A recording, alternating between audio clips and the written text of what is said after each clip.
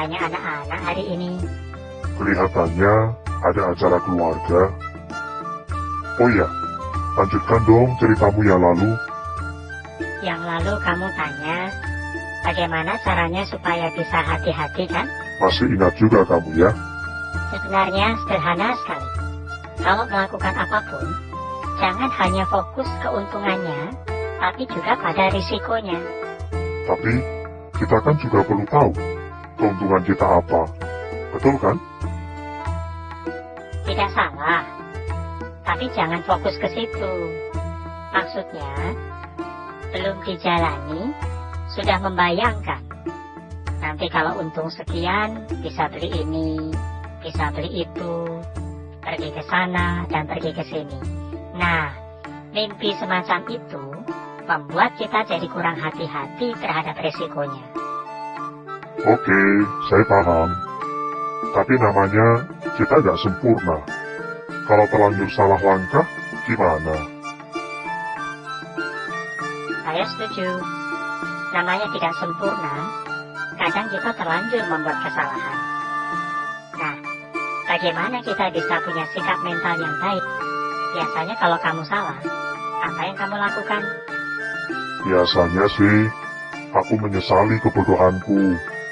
Lalu bisa marah-marah pada orang-orang di sekitarku. Atau nangis-nangis.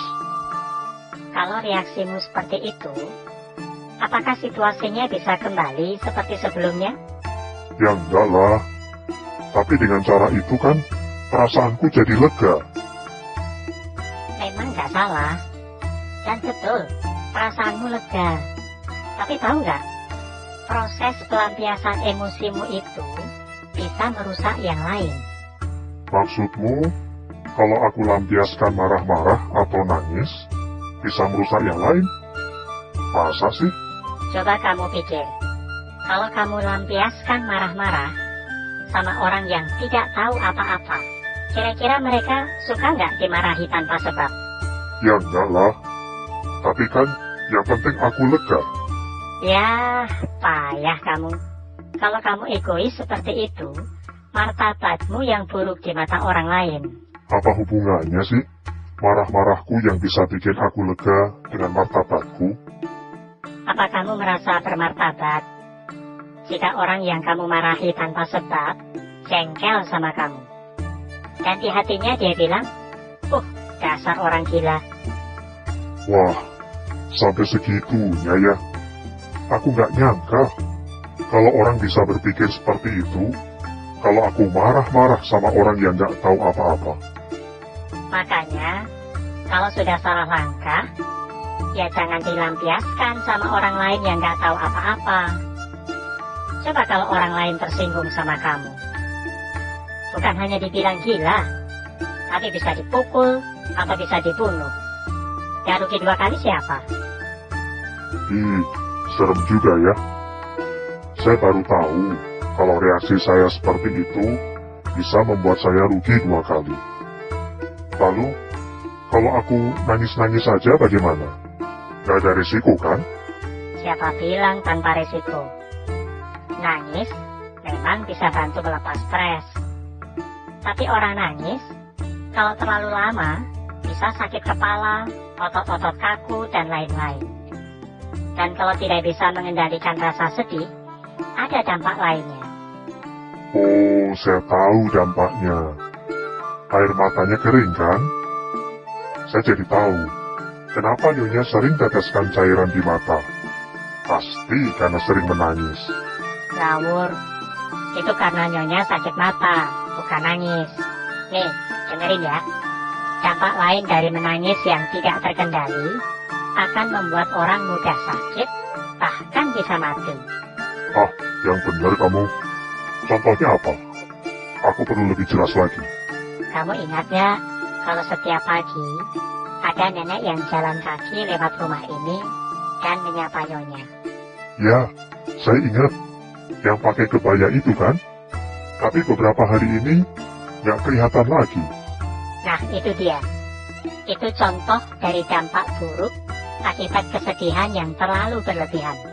Memangnya kenapa dia? Nenek itu kan punya kucing. Tapi kucing ini nakal sekali. Lalu si nenek melempar kucingnya keluar. Di luar kucingnya ketabrak mobil, lalu mati. Nangislah si nenek. Lama sekali nangisnya, gak mau dibujuk. Dia merasa bersalah. Gak lama, kejang-kejang. Lalu kakeknya minta tolong sama tuan untuk ke dokter. Setelah diperiksa, dokternya bilang apa? Kena step ya? Atau ayan? Bukan. Dokternya bilang kalau nenek itu kena stroke. Lalu beberapa hari kemudian, nenek itu meninggal. Sedihlah si kakek. Beneran tuh cerita? Pantas ya. Sempat aku dengar dari balik lemari dapur, ada yang teriak-teriak, "Kejang, kejang!" Aku pikir ada yang kesetrum. Tragis kan? Kalau kita nggak bisa mengendalikan kesedihan akibat problem yang kita hadapi. Kalau toh nggak meninggal, dampak penyesalan yang berlebihan itu bisa buat kayak pria yang di halaman itu loh, gangguan mental. Oke, sekarang aku bisa paham. Walaupun sudah terlanjur salah, kita tidak boleh melampiaskan emosi pada orang lain dan larut dalam kesedihan terlalu lama. Dan kalau kita tidak marah-marah, orang-orang di sekitar kita akan senang membantu dan bekerja sama untuk menghadapi problem yang menimpa kita. Tinggal kita utarakan problemnya, maka mereka pasti berempati dan mau bantu.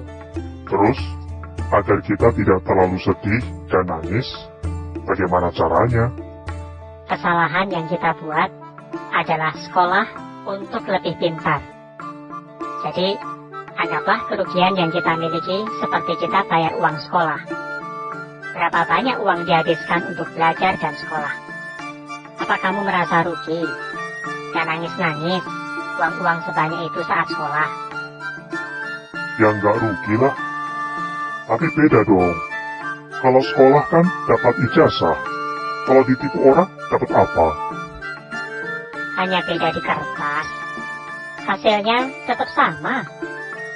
Kalau kamu sekolah, tambah pintar kan? Nggak dibodohi orang lagi. Sama halnya kalau kamu ketipu sama orang. Sama juga kamu tambah pintar untuk lebih hati-hati dan tidak ditipu lagi. Tapi kenapa ya? Orang bisa ketipu sampai beberapa kali. Kalau itu sih, berarti dia nggak naik kelas. Masih bodoh, nggak pintar-pintar. Iya. Jangankan rugi ditipu. Sekolah pun pasti rugi. Bayar terus, gak pinter-pinter. Itu namanya on. Nah sekarang, bagian kedua yang aku mau bahas sama kamu. Bagaimana cara menghadapi beban hidup karena faktor situasi yang tidak terduga. Oke, aku siap mendengarkan dengan baik. Kelihatannya harus ditunda lagi. Tuh, minyak sudah beres-beres. Pasti kita mau dimasukin ke dapur. Wah, banyak alasan saja kamu nih. Oke deh, nanti kita lanjut.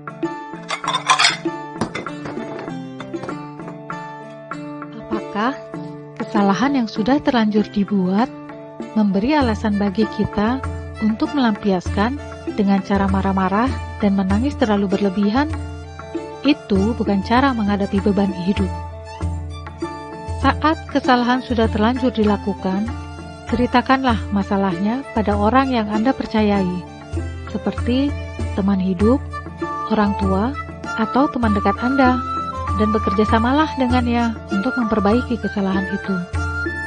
Jangan biarkan situasi buruk membuat orang-orang dekat Anda tambah kesal karena Anda melampiaskan amarah pada mereka. Sewaktu Anda merasa rugi dengan kesalahan yang Anda buat, janganlah terlalu lama untuk bersedih. Tangisan tidak akan membuat situasi lebih baik, justru akan berdampak buruk pada kesehatan jasmani dan mental Anda jika terlalu lama bersedih atas kerugian itu. Jadikanlah hal buruk sebagai sekolah mental bagi kita semua. Untuk mendapat ilmu yang lebih baik, butuh pengorbanan materi, waktu, dan tenaga. Demikian juga saat kita dirugikan oleh orang lain. Jadikan itu sebagai pelajaran atau sekolah kita, bukan musibah.